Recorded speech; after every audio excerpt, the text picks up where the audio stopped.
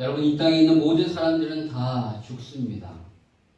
어떤 사람은 일찍 죽고 어떤 사람은 늦게 죽을 뿐이지 죽음을 피할 수는 없습니다.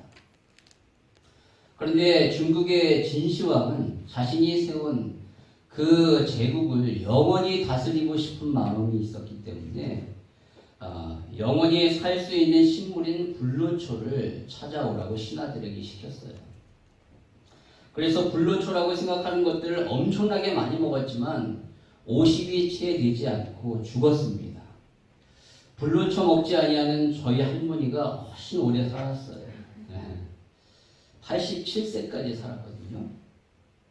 아무리 불로초를 먹는다 할지라도 우리의 생명을 우리가 어떻게 할 수 없습니다.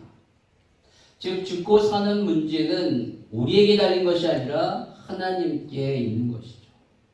따라서 중요한 것은 우리가 어떻게 하면 오래 살까가 아니라 어떻게 하면 우리가 제대로 살까, 어떻게 하면 잘 살까를 우리가 고민해야 합니다. 여러분, 여기서 말하는 잘 산다라는 것은 경제적인 부유함을 말하는 것이 아니라 삶의 내용을 말합니다. 과연 내가 인생을 마감했을 때 다른 사람, 남아있는 다른 사람들이 나를 뭐라고 평가할까에 대한 고민이 있어야 한다는 것이죠.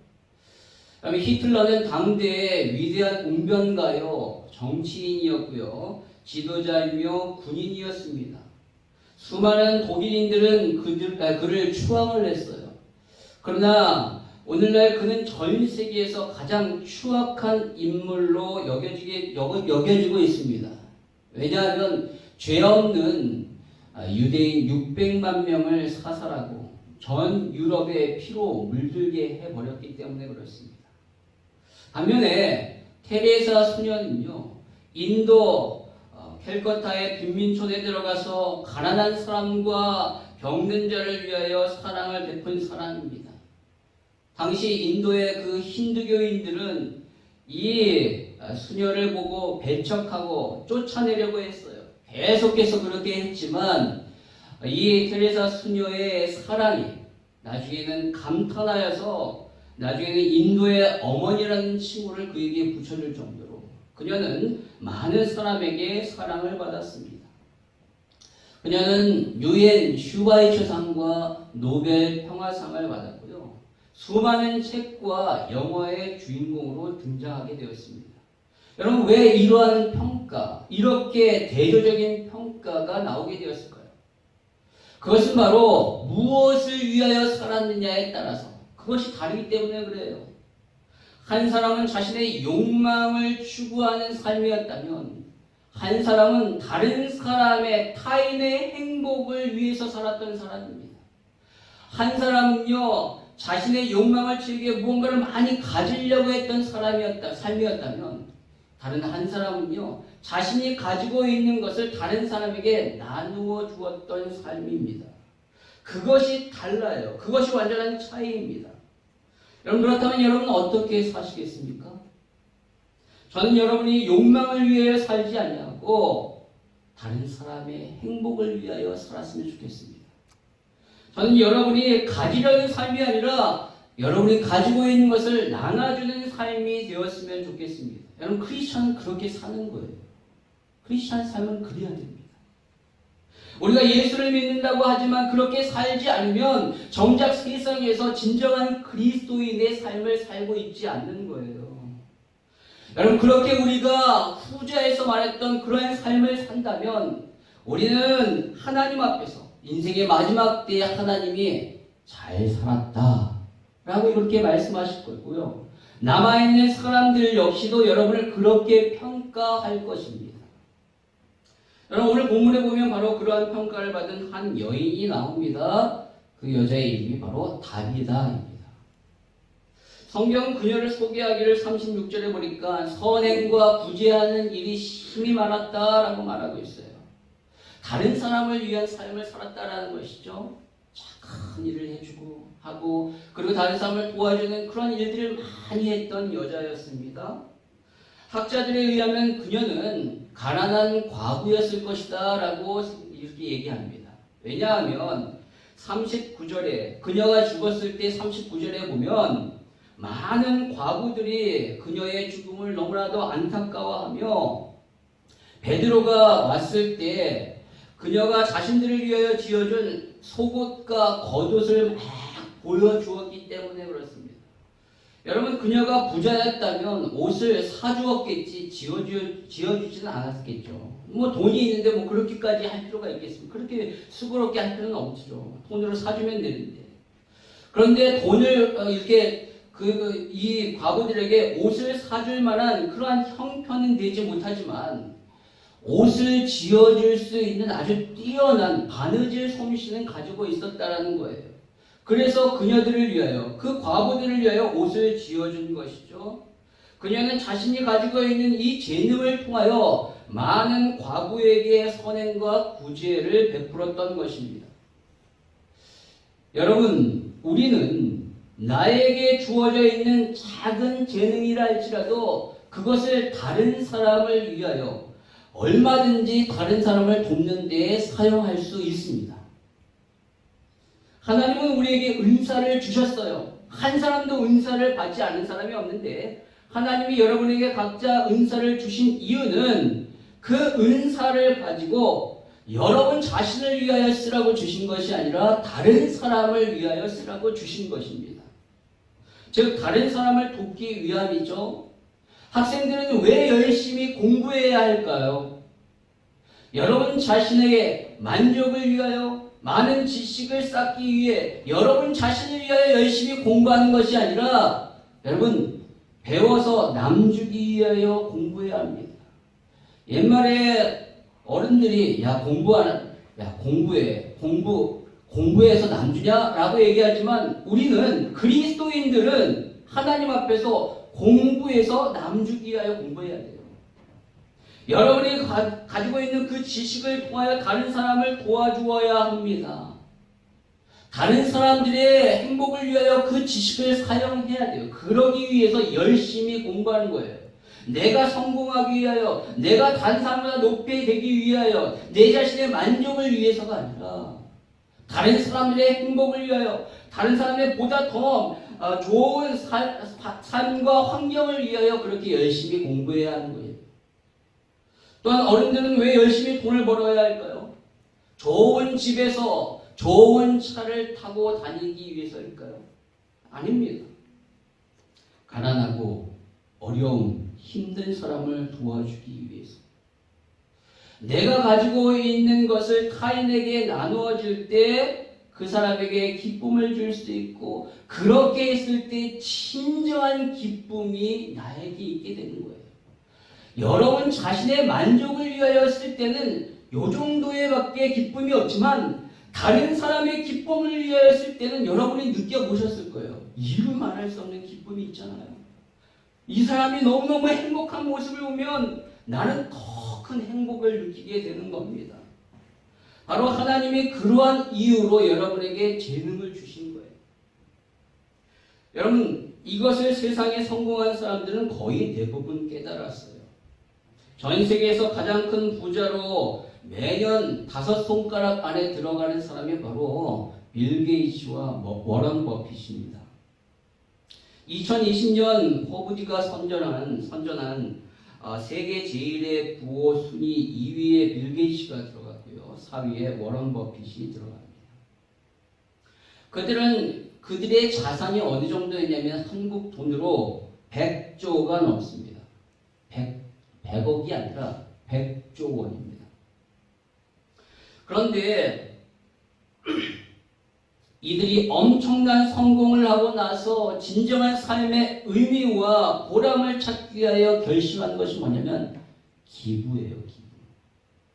자신의 천문학적인 재산을 나중에 다 사회에 환원하겠다라는 것입니다. 왜냐하면 자본주의의 가장 큰 병폐인 부의 불균형으로 인하여 오는 너무나도 많은 사람들이 가난과 질병으로 고통 가운데 있음을 이들은 알기 때문에 그래요.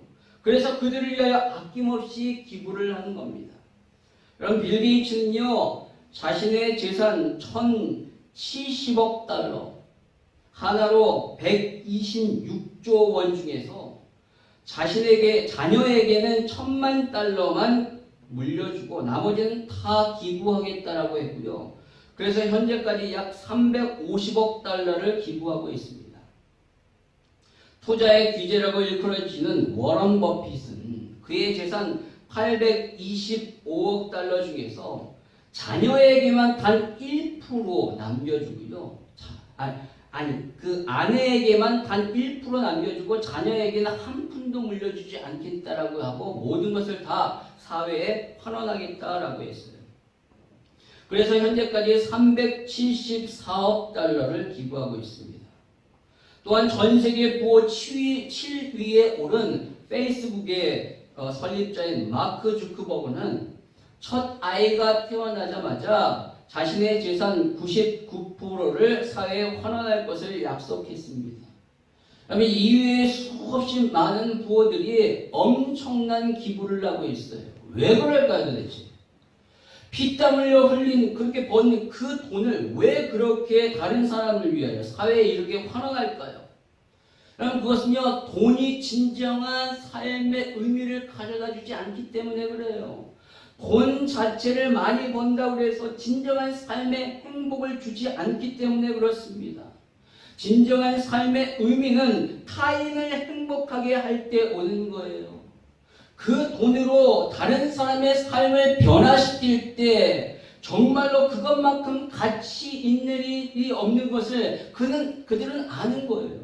세상에서 가장 가치 있는 일은 돈으로 사람의 삶을 변화시킬 수 있고 더 행복하게 만들 수 있다면 그것만큼 행복하고 가치 있는 일이 없음을 그들은 아는 거예요.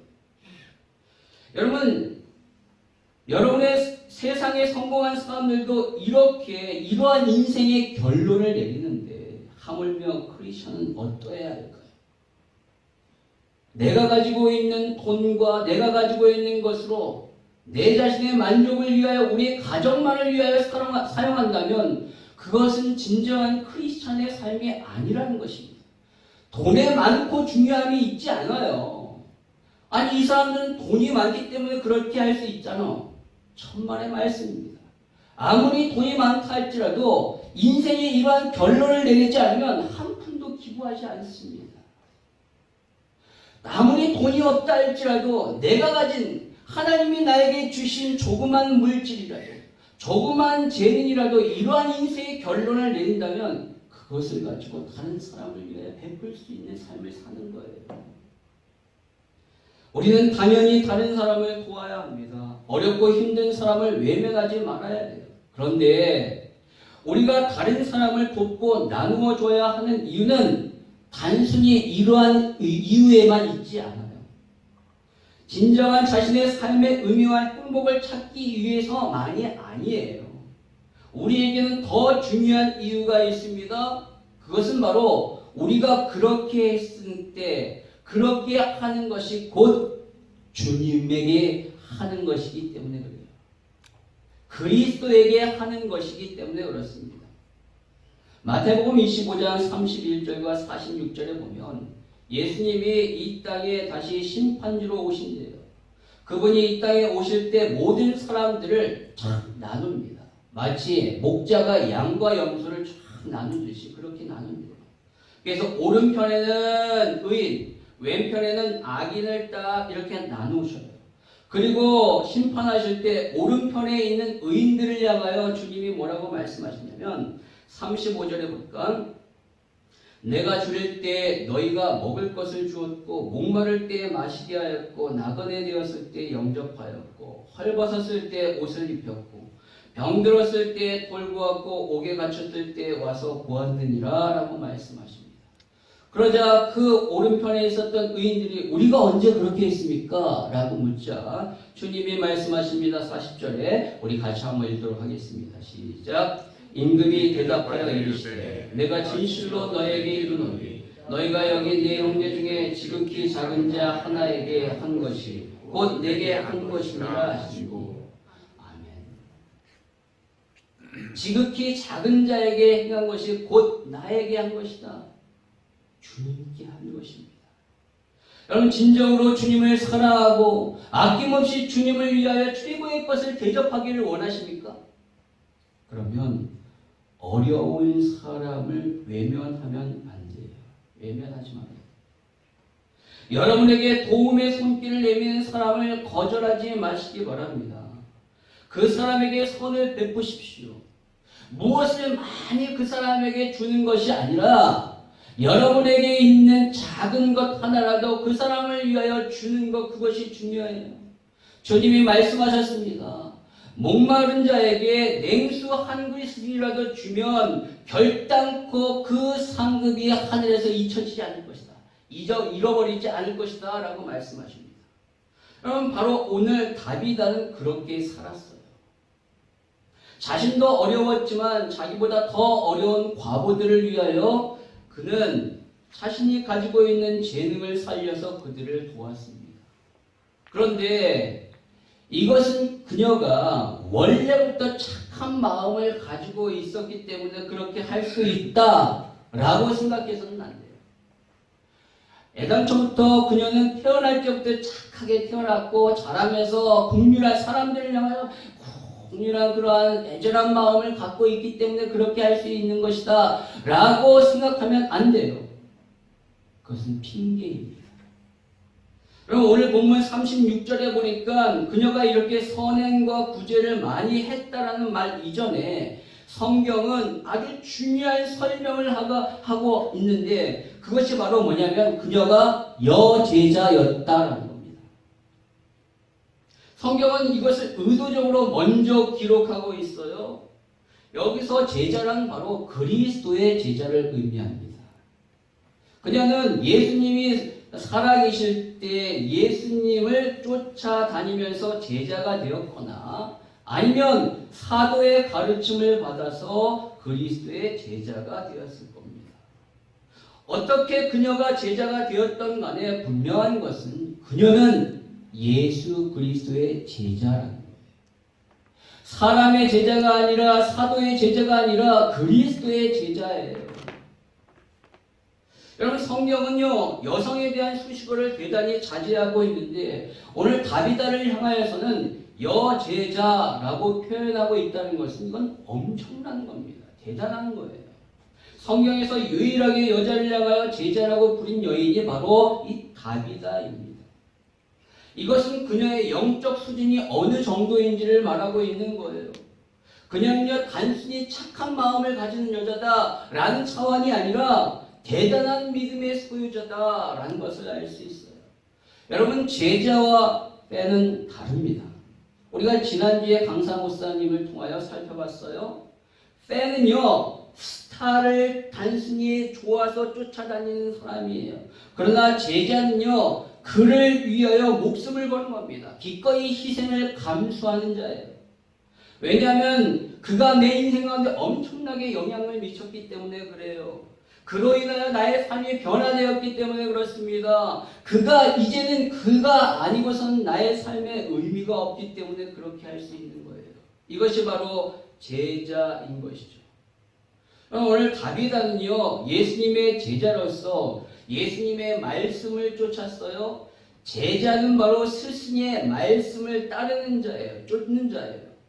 예수님이 말씀하신 최종적이고 궁극적인 말씀이 뭘까요? 바로 사랑입니다. 예수님이 이 땅 가운데 오셔서 최종적으로 궁극적으로 하신 가장 중요한 메시지는 바로 사랑이죠.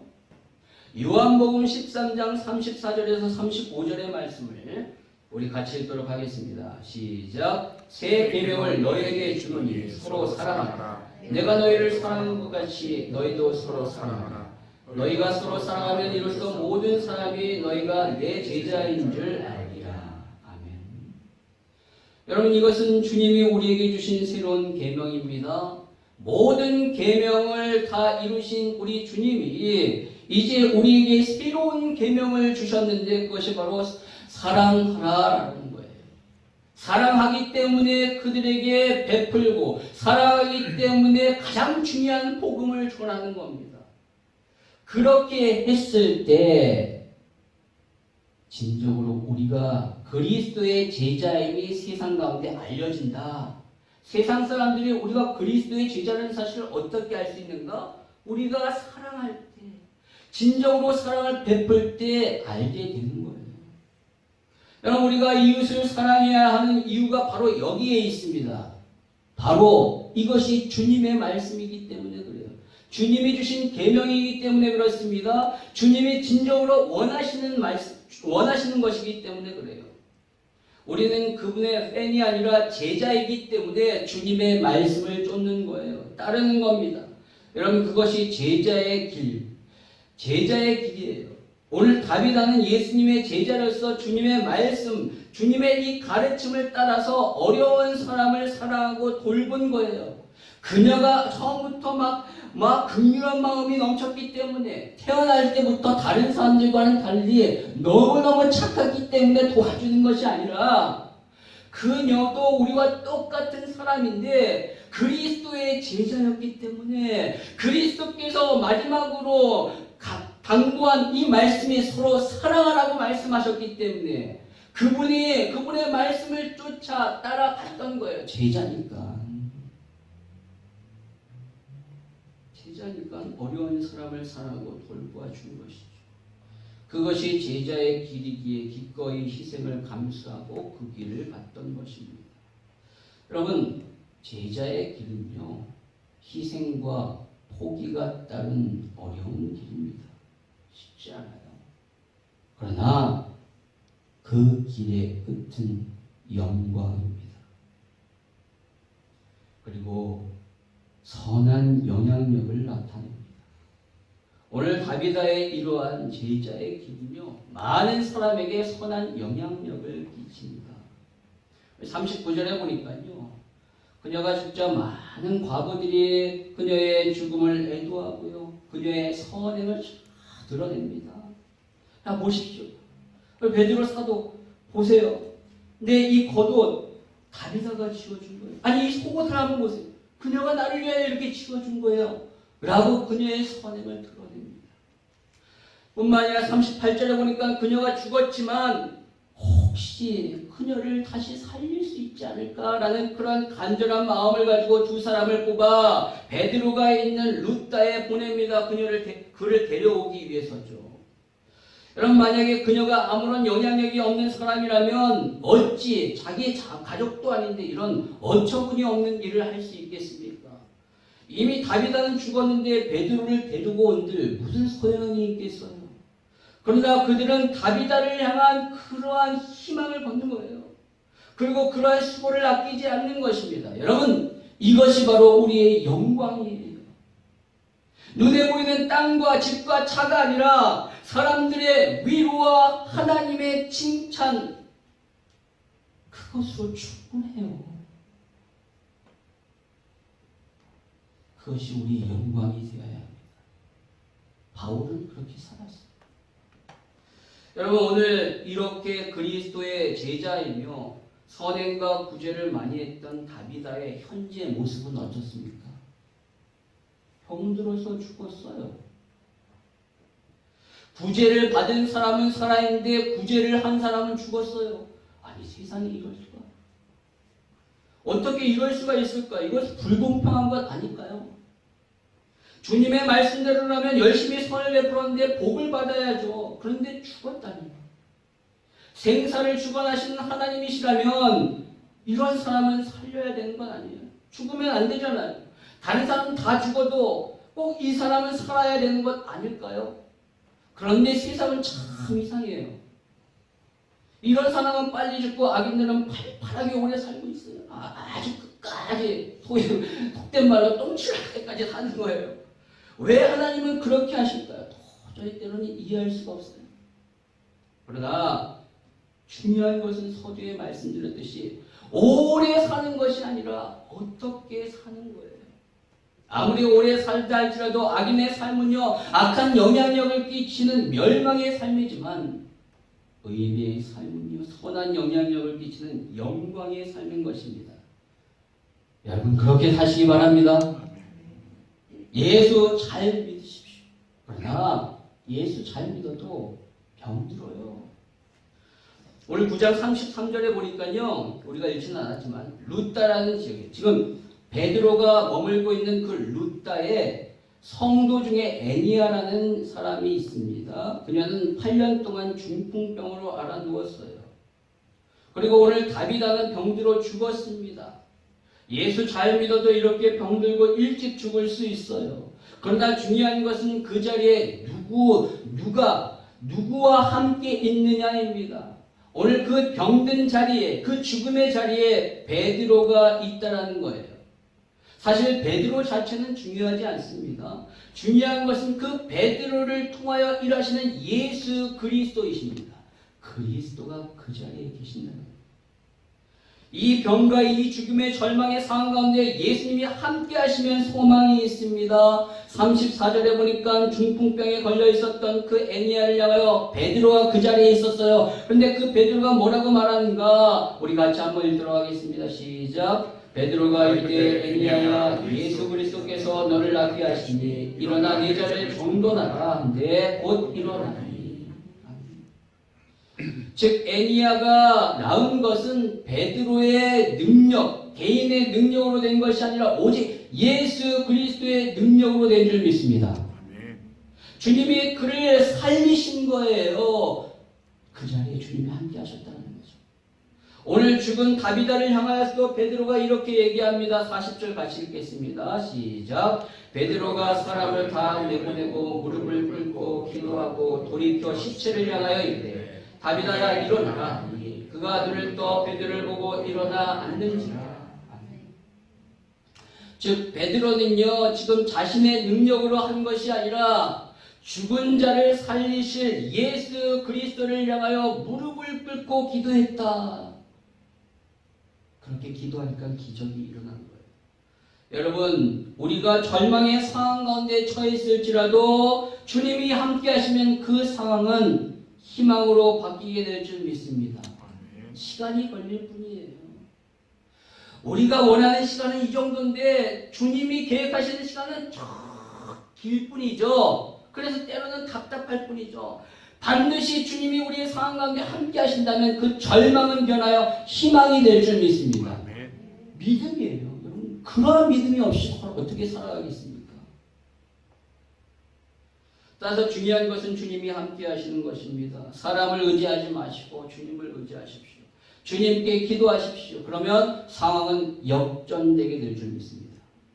오늘 죽었던 다비다는 다시 살아났어요. 그런데 다비다는 약간 서운했을 수도 있을 거예요. 왜냐하면 그의 영혼은 천국에 있었으니까요. 육신은 이 땅에 있었지만 영혼 천국에 있었잖아요. 죽었으니까. 천국에서 얼마나 행복했겠어요. 너무나 행복했을 텐데 이 땅에 다시 돌아온 거잖아요. 36절에 보니까요. 다비다의 헬라식 이름이 도르가입니다. 도르가. 아마도 주님이 이렇게 말씀하셨어요. 도르가야, 너는 이 세상에서 할 일이 많이 남았단다.